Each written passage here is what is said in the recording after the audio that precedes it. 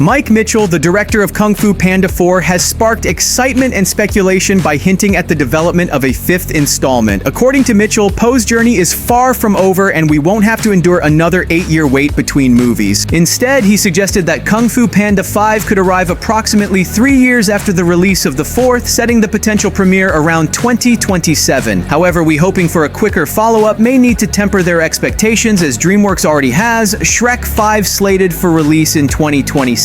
Making it unlikely that both films would share the spotlight in close succession. Mitchell encouraged fans to keep an eye out for official announcements, but reactions to the franchise's trajectory have been sharply divided. While the original Kung Fu Panda was a groundbreaking blend of heartfelt storytelling and dazzling animation, the sequels and spin-offs haven't quite maintained the same magic. Threequel, for instance, struggled to recapture the emotional depth and narrative finesse of the first two. Meanwhile, the franchise's extended universe, through spin-offs and TV adaptations, has often felt like a watered-down echo of its former glory. This raises an important question: is Kung Fu Panda at risk of becoming a franchise that overstays its welcome? For some, the promise of a fifth part offers hope for a creative resurgence, while others remain skeptical, fearing it might further dilute what was once a beloved series. With DreamWorks juggling major projects like Shrek 5, the challenge lies in ensuring Kung Fu Panda doesn't become just another cog in the studio's content machine. Po's story might not be over, but whether it can reclaim its place as a